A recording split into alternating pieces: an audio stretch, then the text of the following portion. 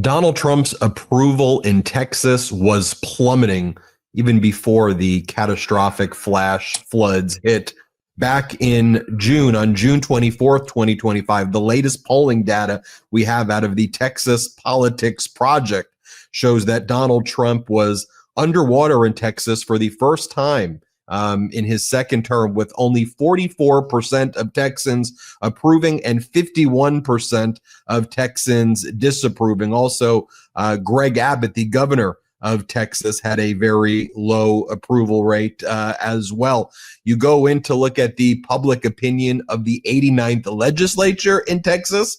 People hate their own legislature. Their MAGA Republican supermajority has only a 26% Texas voter approval of their legislature. Then why do you keep on voting these people? So here's my thesis that I've always said, that Texas is actually not a red state. It is a voter suppressed state. And a lot of red states that we see throughout the country, quote unquote, red states, are voter suppressed states where the authoritarian tactics that we see in places like, and let's just call it what it is, like in Russia, in Hungary, where they do everything they can to keep out people from voting for their own interests. We see that in places like Texas. We see that in places like Florida, and the data bears that out. Now, that was before the flash floods. Oh, by the way, when you go into some of these crosstabs also, I find this interesting as well. More than half of Texas voters, 53%, oppose the ban by the Texas legislature, while 31% supported it when it comes to like THC and marijuana and hemp and all of these things that are going on there as well. So you start looking at some of these local issues in Texas also, and the voters are not aligned with where the legislature is. So this was before the flash floods hit. Then the flash floods hit, and now here's what Kristi Noem, the Secretary, Department of Homeland Security Secretary, she says the federal government doesn't manage disasters. This is all the state. This is what the state is. We'll fill in some gaps, but this is the state. Here, play this clip. We as a federal government don't manage these disasters. The state does. And then Donald Trump said at a cabinet meeting on Tuesday that this was a great job. He's declaring this an amazing job that took place. He goes, we did great. Texas did great. This was a big win. We saved all of these lights. We should be applauded. You don't believe me? Here's what he said at the cabinet meeting. Just play it.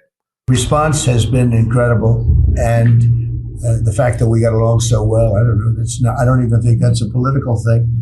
But we got along so well, and it was so unified. I think a lot of lives have been saved. That could have been as bad as it was, and you could have lost double or triple.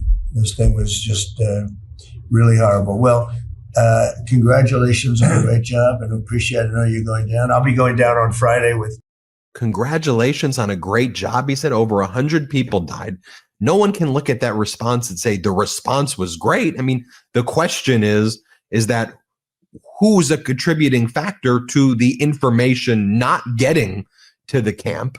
You know, is it the local people who didn't give the warnings? Did they not get the warnings from the feds? Was it a breakdown in communication all around? Is it the vacancies from the National Weather Service and NOAA, the National Oceanic Atmospheric Agency administration? Is it the failure of FEMA to have the right personnel there and to react and to federalize a lot of the local assets that were needed and to pre-position people? The response was certainly not great. And then you go into what the Kern County Sheriff was saying, and the press conference on Tuesday was an unmitigated disaster. Play this clip. So we understand you have many questions. Right. Hang on. No, I understand, but you're not going to answer the question because that's up to the city manager and the mayor to answer. Correct. The county emergency. We understand you have many questions. The judge is not here. We understand that. But right now, this team up here is focused on bringing people home. That's our focus.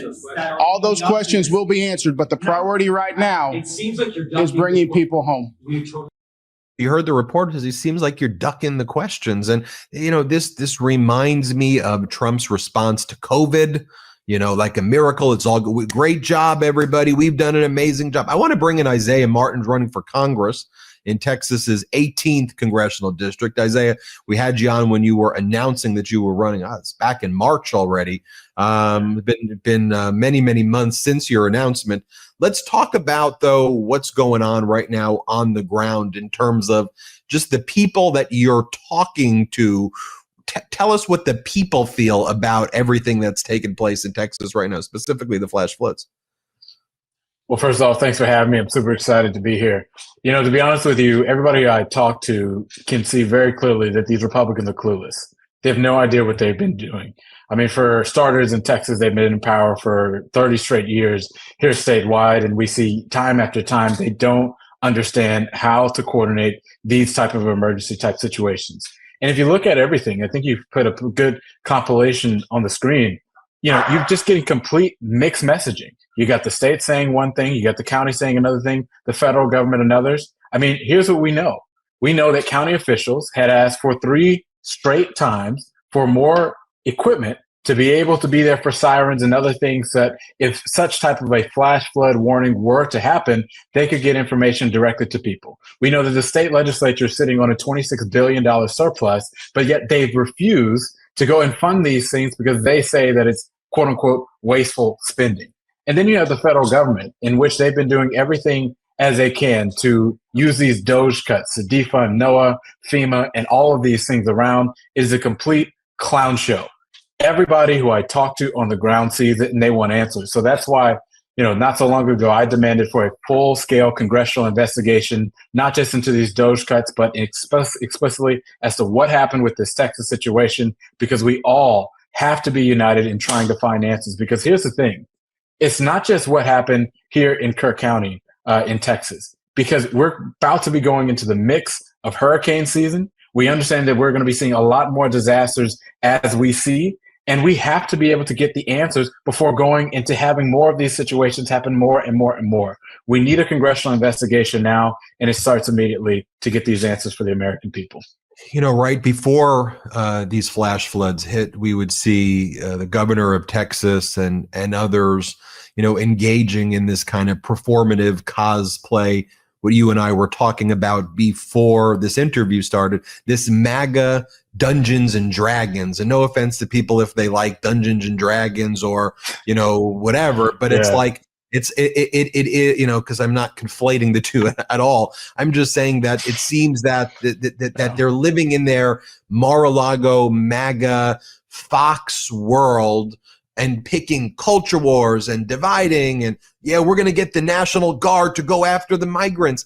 Texas has one of the largest migrant workforces that's fueling the economy in there, and you're going to send your own National Guard against your own people so that you look tough, and that's what was going on before this.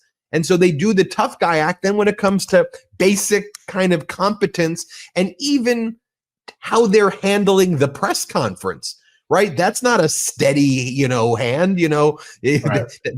They're all over the place. You're 100% right. And so, I mean, you're seeing with this Republican government, them with their priorities in putting on a show. That's all they do, is set on doing these press conferences where it's all thoughts and prayers, but no action. I want you to think about this for a second. They have put more effort in sending troops to go on these show missions in California than they currently are doing to go look for the many missing children that we currently have in Kerr County. Think about that for a second. It's all hands on deck when it comes to finding the next Fox News, Newsmax political hit for them. But when it comes for identifying the children that are missing right here in Texas, they're a no-show. It is absolutely an abomination. And I think that we all should be wondering, why is it in our country we do not have a full-scale, all hands on deck efforts from the government to go forward and to locate this situation? Another thing, it is ridiculous to me that we have all of these cuts that we're talking about, whether it's for NOAA, whether it's for FEMA, to go and give tax cuts to the richest people in America. To me, that's insane. You mean to tell me we've got $4.5 trillion to go give tax cuts to some rich dude buying his 3rd or 5th yacht somewhere? We don't have enough money to adequately fund recovery warnings or FEMA emergency management? Because here's the deal. After these flood waters recede, there's going to be a lot of recovery that needs to be done. And if you have an agency that's consistently being gutted, you see staff leads that are consistently being let down, that is a fault of this Republican government that has no idea what they're doing. As a matter of fact, they're doing everything they can to completely undermine the fabric of what we have in this country. And I think that we all should be calling that out, because storm recovery and storms, floods, wherever, doesn't care if you're a Democrat or Republican, you got a Trump sign or a Kamala sign in your front yard. It doesn't matter. It's indiscriminate and comes after everybody. And we all in this country should be united against this type of tomfoolery that we're seeing right here in Texas and around the nation.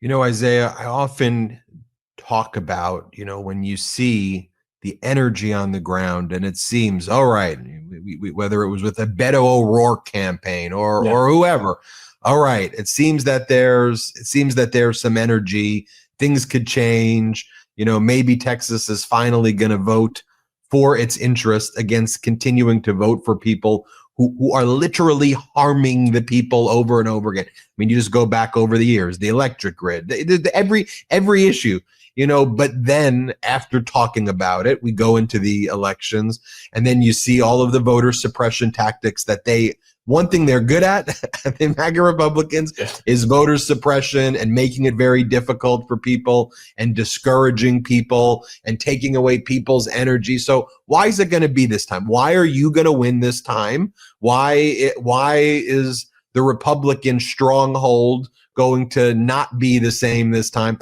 Why are people going to finally vote for their interests? Or, I mean, it's reflected in the polling data, or are we just going to get to another midterms and another whatever where it's like, all right, Texas, you just keep on doing this. What's going on? Right here in the 18th Congressional District in Central Houston, I can tell you this, that people are fed up. And ultimately what they want to see is to go and turn out to the polls, not just by the margins that we traditionally have seen. Because here's the deal. In the 18th District, we have, for the first time in a very long time, had very subpar voter turnout for our district. And so we know that in order for us to win statewide, we're going to have to turn out the deep blue areas of our state. So that means when I get into office, particularly right here in Houston, we have to be investing consistently to go and communicate to people all across the board. We have to be investing in going in and having an extensive door knocking operation. But we also have to talk about the needs of people economically. How we're going to make their life more affordable. What we're going to do to make universal child care a thing. What we're going to do to guarantee health care. I think those are the type of conversations that are going to put Texans to say, look, this Republican government has been in there for 30 straight years. And look at what they promised. They promised that they were going to have historic property tax relief for the statewide level. And in reality, people's property taxes have gone up every single year. We see our schools defunded consistently, despite the fact that Republicans say they're going to do something about it. Now, all of a sudden, we're seeing a big defunding in a lot of the money that's going to our schools with this big, ridiculous school voucher scam that we're seeing. So I think it's connecting the dots about how for 30 straight years, Texas Republicans have misused our tax dollars in our state, and they are not working in the best interest of the people of our state. And I think that when we do that statewide, we also talk about this from a federal level, because, I will be, I am running for Congress and eventually will be in Congress. We have to be talking about how these pocketbook issues are going to be affecting people on their day-to-day lives. And I feel very confident that when we do that, we will be able to see, not just in Texas, but across the nation, a shockwave of blue wave change that are coming to really change the foundation of this country, because I know we can do it. Where can people find more about you, Isaiah? Absolutely. You can go to isaiahmartin.org, ISAIAHMARTIN.org. You can go right there and go to our website. You can sign up to volunteer. You can donate to our campaign. Everything you need is right there to go and support our vision to change the future of America. That's where you can find out more about Isaiah Martin. That's the word I was looking for. Isaiah, thank you so much for joining us. Everybody hit subscribe. Let's get to 6 million subscribers. The truth is more important than ever. Check out our new Truth Over Lies collection at store.MeidasTouch.com. All 100% USA union made.